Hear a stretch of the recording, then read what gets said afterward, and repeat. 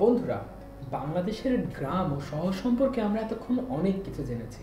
এবার গ্রাম ও শহরের যে রীতিনীতিগুলো রয়েছে, সংস্কার রয়েছে, বিশ্বাস, মূল্যবোধ রয়েছে, সেগুলো নিয়ে কিছুটা জেনে নেওয়া যাক।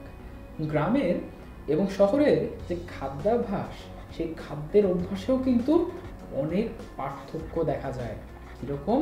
তুমি যদি গ্রামের দিকে লক্ষ্য করো, তাহলে কিন্তু গ্রামের যে লোকজন রয়েছে তারা কিন্তু সকালটা শুরু করে ভাত খেয়ে। সেই ভাত খেয়ে তারা যে দিনের শুরুটা শুরু করলো, এটা কিন্তু শীতকাল এবং গ্রীষ্মকালে ভিন্নতা দেখা যায়। কীরকম? শীতকালে মূলত তারা পান্তা ভাত খেয়ে দিনটি শুরু করে। যদিও এক্ষেত্রে কিছুটা ভিন্নতা এখন দেখা দিয়েছে, গ্রামগুলোতেও কিছুটা শহরের পরিবেশ ছোঁয়া দিতে শুরু করেছে, কিন্তু এখনো পর্যন্ত গ্রামে সেই ভোরবেলা পান্তা ভাত খেয়েই শুরু হয়। এছাড়াও শীতকালে বিভিন্ন পিঠাপুলির আয়োজন কিন্তু দেখতে পাওয়া যায়। তোমরা নিশ্চয়ই জানো যে শীতকালে খেজুরের রস অনেক সহজলভ্য হয়ে যায়। সেই খেজুরের রস দিয়ে ভাপা পিঠা কিংবা চিতই পিঠা কিন্তু আমাদের গ্রামের যে ইতিহাস, ঐতিহ্য, সংস্কৃতি, সেই সংস্কৃতির অংশ। সেই পিঠাগুলি কিন্তু গ্রামের সংস্কৃতিতে এখনো পর্যন্ত রয়েছে। কিন্তু তুমি যদি শহরের দিকে লক্ষ্য করো, তাহলে কিন্তু শহরে দেখতে পাবে তারা মূলত বিভিন্ন ধরনের রুটি কিংবা এ ধরনের যে খাবারগুলো রয়েছে সেগুলো দিয়েই তারা দিনের শুরুটা শুরু করে। এবং পরবর্তীতে তোমরা যদি বিনোদনের যে মাধ্যম রয়েছে সেই বিনোদনের মাধ্যমের দিকে খেয়াল করো, তাহলে দেখবে সেখানেও কিন্তু ভিন্নতা রয়েছে। গ্রামে বিনোদনের মাধ্যম হিসেবে কাজ করে বিভিন্ন ধরনের পালা গান, জারি গান, সারি গান, এছাড়াও বিভিন্ন ধরনের অনুষ্ঠান এই বিনোদনের মাধ্যম হিসেবে কাজ করে। এবং এর মধ্যে কিন্তু নৌকা বাইচ রয়েছে। এছাড়াও বিভিন্ন ধরনের ঐতিহ্যবাহী বিভিন্ন ঘোড়দৌড়, মহিষের খেলা, লাঠি খেলা, এগুলি কিন্তু বিনোদনের মাধ্যম হিসেবে গ্রামে কাজ করে। তবে শহরে বিনোদনের মাধ্যম হিসেবে বিভিন্ন প্রযুক্তিগত যে ব্যাপার রয়েছে, যেমন বিভিন্ন বিনোদন মাধ্যম বলতে পারো তোমরা টেলিভিশন থেকে বিভিন্ন ধরনের বিনোদন তারা গ্রহণ করে থাকে। এছাড়াও ইন্টারনেট চলে আসায় তারা ইউটিউব, নেটফ্লিক্স এ ধরনের বিভিন্ন মাধ্যম থেকে তারা বিনোদনটি সংগ্রহ করে থাকে। এবং তাদের বিনোদনের অন্যতম মাধ্যম হিসেবে দাঁড়িয়েছে বিভিন্ন বিনোদন কেন্দ্র। তারা কিন্তু বিভিন্ন ছুটির দিনে বিভিন্ন বিনোদন কেন্দ্রে ঘুরতে যায়।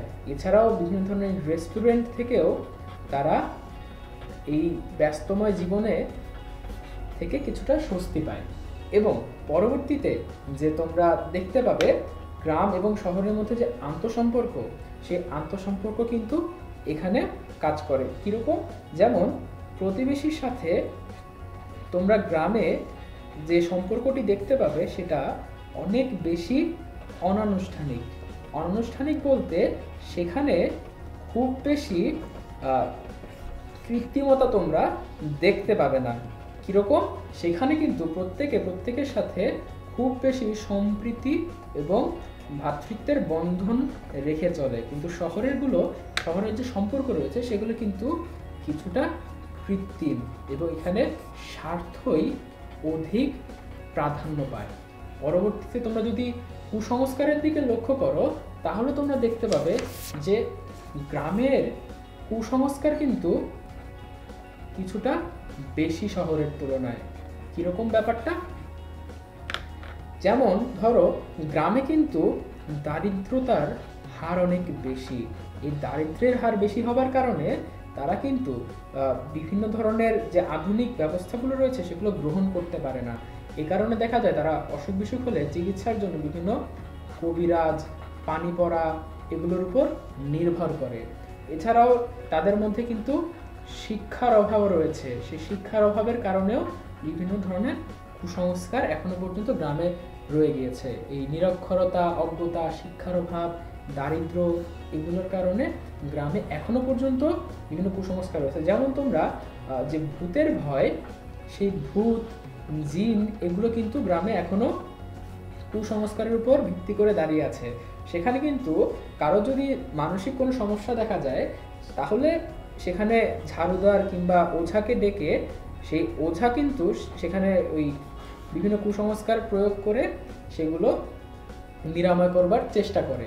কিন্তু শহরের দিকে যদি লক্ষ্য করো তাহলে সেখানে তোমরা বিভিন্ন বিজ্ঞান মনস্কতা যুক্ত মানুষ দেখতে পাবে। সেই বিজ্ঞান মনস্কতার কারণে সেখানে কুসংস্কার অনেক কম।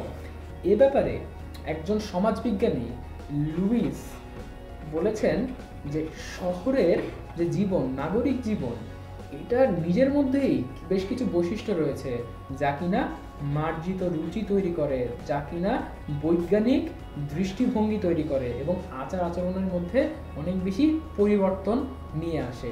এ কারণে দেখা যায় যে এখনো পর্যন্ত বিভিন্ন সমস্যায় পড়লে গ্রামের লোকজন ঝাড়ফুঁক, পানি পড়া, তেল পড়া এবং বিভিন্ন হাতুড়ে ডাক্তারের শরণাপন্ন হয়ে থাকে। এবং সেখানে আসলে করবার মতো খুব বেশি যে সুযোগ আছে সেটাও কিন্তু নয়, কারণ এই গ্রামগুলোতে তোমরা দেখবে চিকিৎসা সেবা কিন্তু সহজলভ্য নয়। সেখানে ডাক্তার হয়তো এমনও গ্রাম রয়েছে যেখানে ডাক্তার হয়তো সপ্তাহে কিংবা মাসে একবার যায়। সেখানে কিন্তু তাদের সে বাধ্য হয়েই এই ধরনের কুসংস্কারের শরণাপন্ন হতে হয়। এবং তোমরা যদি মূল্যবোধ এবং বিশ্বাসের জায়গা থেকে দেখো তাহলে দেখবে যে গ্রামে এখনো পর্যন্ত তারা তাদের ঐতিহ্য এবং পরম্পরাকে আঁকড়ে ধরে বসবাস করতে চায়। গ্রামে এমনও পরিবার পাবে যারা শুধুমাত্র নিজের পূর্বপুরুষের ভিটেমাটির জন্য তাদের জীবন পর্যন্ত দিয়ে দেয়। এ ধরনের পরিবার কিন্তু গ্রামে খুঁজে পাওয়া যায়।